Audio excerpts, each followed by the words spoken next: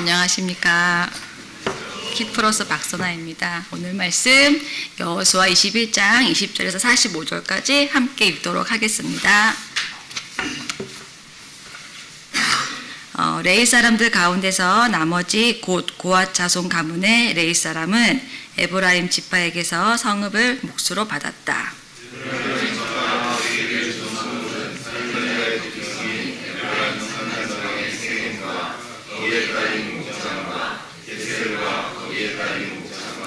깁사임과 거기에 딸린 목장과 베토론과 거기에 딸린 목장, 이렇게 네 성읍이다.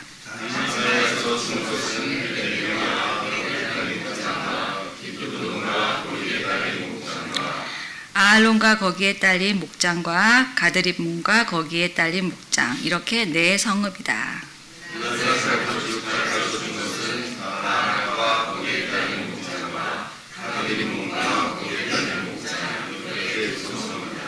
고앗 자손의 나머지 가문에게는 모두 10성읍과 거기에 딸린 목장이 돌아갔다.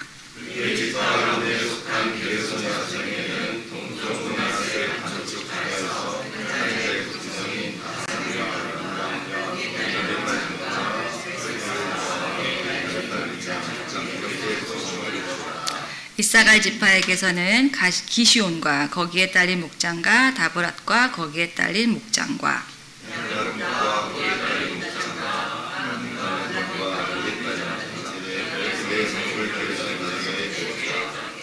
아셀 지파에서는 미살과 거기에 딸린 목장과 압돈과 거기에 딸린 목장과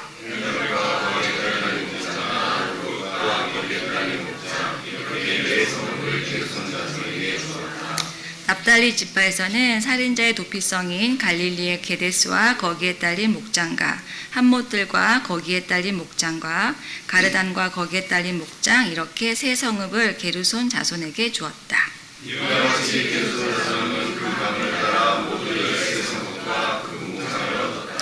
레위 사람 가운데서 나머지 무라리 자손에게는 스불론 지파에서 용납과 거기에 딸린 목장과 가르다와 거기에 딸린 목장과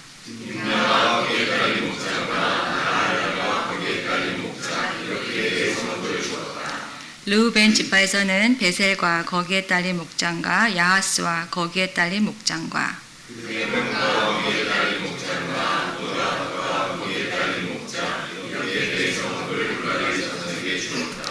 또한 갓 지파에서는 살인자의 도피성인 길르앗 라못과 거기에 딸린 목장과 마나하임과 거기에 딸린 목장과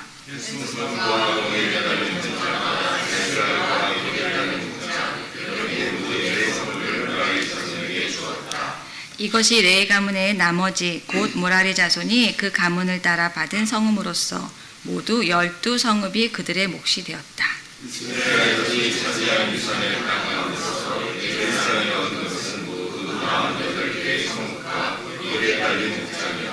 성읍마다 예외 없이 거기에는 딸린 목장이 있었다.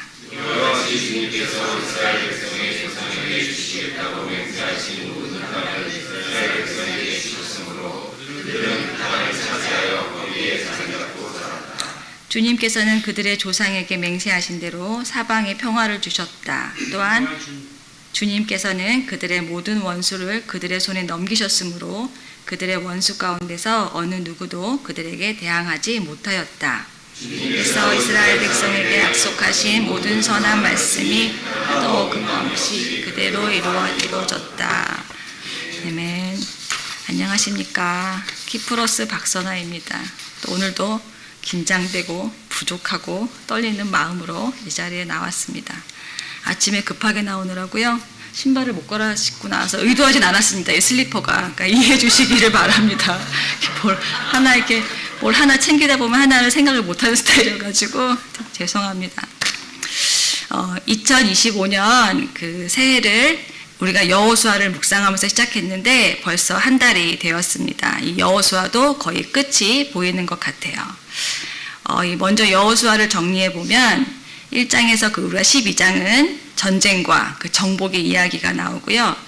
또 이 13장에서 21장은 그 12지파의 땅의 분배 이야기가 나옵니다. 이제 이 땅 분배가 오늘로 마지막에서 그동안 또 힘들게 읽으셨을 여러분들을 또 이제 마무리라고 말씀드리고 싶어요. 그리고 20장은 이제 도피성, 21장은 레위 지파의 몫이 나오고 있죠. 그리고 어제 우리 유사모님이 나눠주신 그 레위 지파의 몫의 마무리가 오늘 42절까지 이어집니다. 그리고 오늘 나오는 이 마지막 부분, 이 43절에서 45절 이 소 제목은 이스라엘이 약속된 땅을 차지하다입니다. 하나님께서 오래전에 그들의 조상에게 맹세하신 이 약속의 말씀이 성취됨을 또 보여주고 있지요. 그래서 어쩌면 이 43절에서 45절은 지금까지 읽은 여호수아의 결론 부분이 아닐까라는 생각을 해보았습니다. 제가 이 마지막 부분을 이 개역 개정으로 한 번 더 읽어보겠습니다. 여호와께서 이스라엘 족속에게 맹세하사 주리라고 하신 온 땅을 이와 같이 이스라엘에게 다 주셨으므로 그들이 이를 차지하여 거기에 거주하였으니 여호와께서 그들의 주위에 안식을 주셨으되 그 조상들에게 맹세하신 대로 하셨으므로 그들의 모든 원수들 중에 그들과 맞선 자가 하나도 없었으니 이는 여호와께서 그들의 모든 원수들을 그들의 손에 넘겨주셨음이니라. 여호와께서 이스라엘 족속에게 말씀하신 선한 말씀이 하나도 남음이 없이 다 응하였더라. 아멘. 이 44절에 우리 그 세번역 그 평화라는 단어보다는 이 개역개정의 안식이라는 단어가 또 이 45절에 어긋남이 없다라는 표현보다는 그 하나도 남음이 없음이라는 이 단어들이 저에게 더 크게 와닿았던 것 같아서 읽어보았습니다.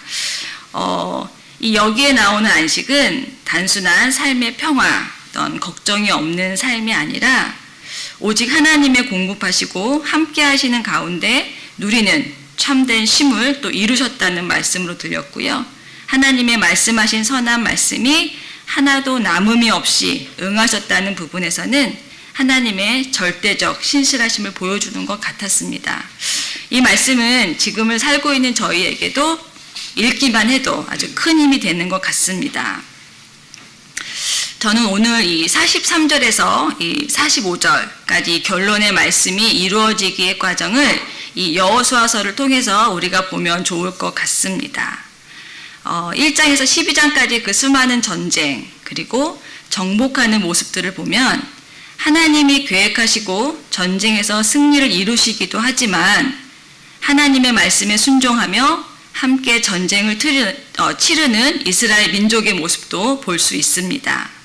하나님은 끊임없이 두려워하지 말아라 내가 함께 할 것이다 라고 말씀하시고 여호수아와 이스라엘 민족은 그 하나님의 말씀을 신뢰하고 순종하며 모든 전쟁을 치룹니다. 여리고성의 전투에서는 하나님의 말씀을 따라 6일 동안 하루 한 바퀴를 돌고 7일째에는 7바퀴를 도는 큰 소리를 외치고 그리고 그 성이 무너져 승리를 거둡니다. 또 기브온 전쟁에서는 밤새도록 진군하여 기습 공격하라는 말씀에 순종하며 나아가매 그들을 혼란에 빠지게 하셔서 승리를 이루셨고 또 그곳에서 우박을 내려서 적군을 무찌르시고 이스라엘 백성의 그 원수들을 정복할 때까지 태양이 멈추고 달이 멈춰 이스라엘의 완전한 승리를 거두게 하셨습니다. 그 뒤로 나오는 모든 전쟁에도 함께 하시고 이 순종하는 이스라엘 민족을 통해서 승리를 허락하여 주신 또 하나님을 보게 되었습니다. 하나님의 말씀을 신뢰하고 순종하며 나아가는 그 이스라엘 민족에게 함께 하시고 하나님이 약속하신 모든 선한 말씀이 하나도 남음이 없이 이루어졌다는 이 45절은 저희가 삶을 살아가는데 붙잡아야 될 말씀인 것 같습니다.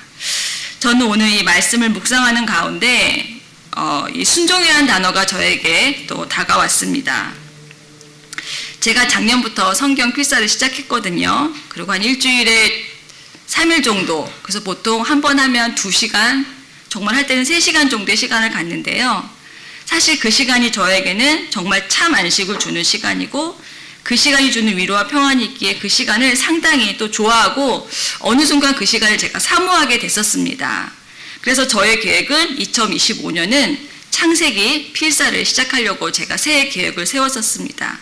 그런데 저희가 다니엘 금식과 함께 구약 통독이 시작이 됐잖아요.